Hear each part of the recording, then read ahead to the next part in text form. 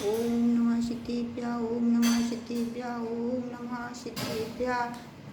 नमो अरिहंताणं नमो सिद्धाणं नमो आयर्याणं नमो वज्राणं नमो लोयेशविषावणं चत्तारि मंगलम अरिहंता मंगलम सिद्धा मंगलम साहु मंगलम कीर्तिप्रस्तु धम्मो मंगलम चत्तारि लुगुत्मा अरिहंता लुगुत्मा सिद्धा लुगुत्मा साहु लुगुत्मा कीर्तिप्रस्तु धम्मो लुगुत्मा चत्तारि शरणं प्रवज्जामि अरिहन्ति शरणं प्रवज्जामि सिद्धि शरणं प्रवज्जामि साहु शरणं प्रवज्जामि कीर्तिप्रस्तुतं धम्मं शरणं प्रवज्जामि। मंगलम भगवान वीरो मंगलम गौतमो गणी मंगलम कुंद कुंदाद्यो जैन धर्मोस्तु मंगलम सर्वे मंगल्ये मांगल्यम सर्वे कल्याणे कारिकम प्रधानम सर्वे धर्मानं जैनम जयतु शासनम जैनम जयतु शासनम जैनम जयतु शासनम। बोले पंच परमेष्टि भगवान की जय। बोले 2400 तीर्थंकर भगवान की जय। बोले देवादेव श्री आदिनाथ भगवान की जय। बोले देवादेव श्री पारसनाथ भगवान की जय। ऋषिवंदनीय महावीर भगवान की जय।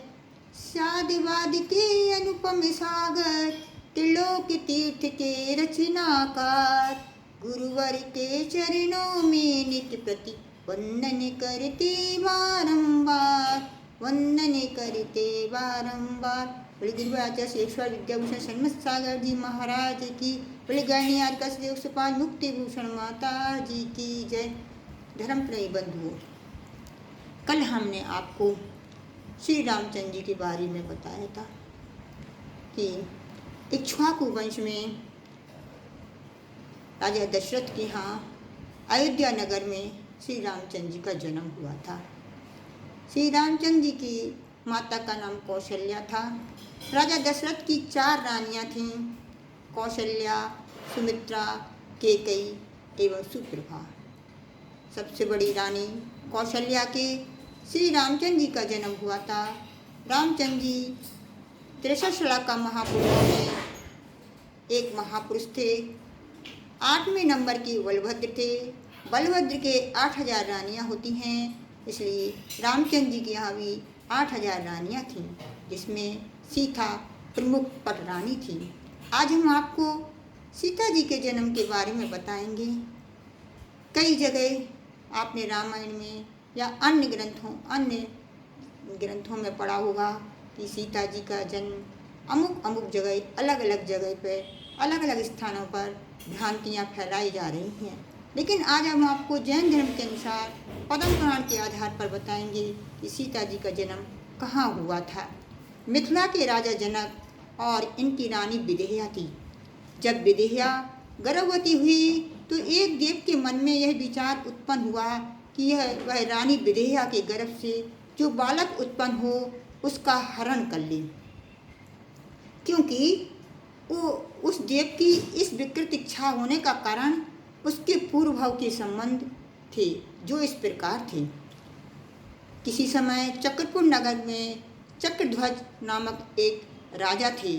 उनकी रानी मनस्विनी के गर्भ में चित्तोस्वा नाम की सुंदर कन्या हुई। वह जब कुछ सियानी हुई तो पाठशाला में पढ़ने के लिए जाने लगी। वहीं पाठशाला में राजपुरोहित धूमकेतु का पुत्र पिंगल भी पढ़ता था। चित्तोस्वा और पिंगल एक दूसरे को चाहने लगे और दोनों ने भागकर शादी भी कर ली। वे विदग्ध नगर के बाहर एक कुटिया बनाकर रहने लगी। थोड़े बड़े तथा निर्धनता के कारण पिंगल वन से लकड़ी लाकर बेचकर निर्वाह करने लगा। एक दिन उस नगर का राजा कुंडल मंडित उसी कुटी के आगे से गुजरा तो चित्तोस्वा के रूप को देख करके मोहित हो गया। उसने एक दूती भेजकर चित्तोस्वा को अपने महल में बुलवा लिया। पिंगल जब वन से लौटा तो चित्तोस्वा को ना पाकर व्याकुल होकर राजा के पास शिकायत करने गया। राजा ने झूठ मूठ में उसको ढुलवाने का प्रयास किया, क्योंकि उस पिंगल की पत्नी चित्तोस्वा तो राजा के पास ही थी। राजा ने ही उसको अपने पास उसका अपहरण करवा करके अपने पास बुलवा लिया था। अब बाद में एक नौकर से कहलवा दिया कि चित्तोस्वा को कोदनपुर की ओर जाते देखा है। अब जब पिंगल ने जब ये सुना कि मेरी पत्नी चित्तोस्वा कोदनपुर की ओर गई हुई है, तो वह चित्तोस्वा को ढूंढने के लिए कोदनपुर चला गया, लेकिन कहीं भी उसे चित्तोस्वा का पता नहीं चला। कुंडल मंडित के पास वह पुनः गया, परंतु कपटी राजा ने उसको प्रताड़ित करके वहाँ से निष्कासित कर दिया। अपमान एवं वह पिंगल कुंडल मंडित राजा के पास फिर से गया, लेकिन वह कपटी राजा ने उससे पिंगल को अपमानित करके भगा दिया। अपमान प्रताड़ना से व्याकुल पिंगल कहीं दूर चला गया। वहाँ आचार्य गुप्ती मुनि के उपदेश सुनकर दीक्षित हो मुनि हो गया। तप के प्रभाव से भवनवासी देव हुआ। इसी देव के मन में विदेहा के गर्भस्थ बालक को हरण करने की इच्छा हुई। इधर कुंडल मंडित राजा चित्तोस्वा के विचार सागर में डूबा रहता था। वह अपने पड़ोसी राजा अरण्य के राज्य में जाकर डकैती करके धन एकत्रित करता रहता था। कुछ काल बाद राजा अरण्य के सेनापति उसको बंदी बनाकर राजा अरण्य के समीप ले गया। राजा अरण्य ने कुंडल मंडित की सारी संपत्ति अधिग्रहण कर उसे विदग्ध नगर से निष्कासित कर दिया। राजभ्रष्ट पश्चाताप करता हुआ यत्र तत्र भटकने लगा। जब वह यत्र तत्र भटक रहा था तो संयोग से एक मुनि के सदुपदेश से उसने मध्य मास मधु का त्याग कर दिया। कालांतर में देहिक व्याधियों से पीड़ित होकर उसका मरण हो गया। अंत समय भाव सुधर जाने के कारण वह विदेहा के गर्भ में आया और चित्तोस्वा का जीव भी विदेहा के गर्भ में स्थित हुआ। पूर्व वैर के कारण पिंगल का जीव भवनवासी देव कुंडल मंडित के जीव का वध करना चाहता था। देव ने अवध ज्ञान से जान लिया कि कुंडल मंडित का जीव विदेहा के गर्भ में आया है, इसीलिए प्रसूति के समय वह उस बालक को हर करके ले गया। परंतु बालक को देखकर उसके मन में दया का भाव उमड़ आया और उसने उस बालक के दोनों कानों में सुंदर आभूषण कुंडल पहनाकर आकाश से पृथ्वी पर छोड़ दिया। परणलब्धि नामक विद्या के प्रभाव से बालक आकाश से धीरे धीरे पृथ्वी पर आ पड़ा। रात्रि का समय होने के कारण बालक के कुंडल तारे की तरह प्रकाशित हो रहे थे। उसी समय रत्नपुर नगर का राजा चंद्रगति अपने विमान द्वारा जा रहा था।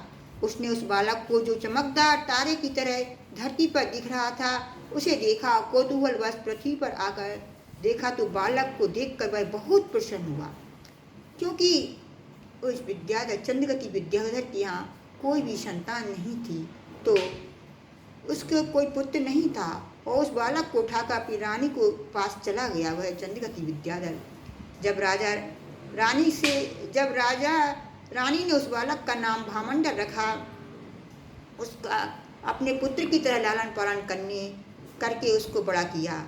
इधर मिथिला नगरी में एक बालक और एक बालिका का जन्म हुआ था, परंतु क्षण में ही बालक के अपहरण हो जाने से राज परिवार में शोक की लहर दौड़ गई। राजा जनक ने बालक की बहुत खोज कराई, किंतु बालक का कोई भी पता नहीं चला। बालिका का नाम सीता रखा गया। बालिका की पीड़ा से माता पिता पुत्र के शोक को भूल गए। धीरे धीरे सीता बड़ी होने लगी। सीता अति सुंदर थी, उसका स्वभाव भी अति कोमल था। वह अपनी बाल सुलभ क्रीड़ाओं से माता पिता को सुख देने लगी। तो आपको पता ही चल गया होगा कि सीता का जन्म मिथिला नगर में राजा जनक एवं रानी विदेहा के यहाँ हुआ था। अब आपको आगे का विवरण कल बताएंगे कि राम और सीता का स्वयंवर किस प्रकार हुआ था। ओम नमः बोले पंच परमेष्टि भगवान की जय।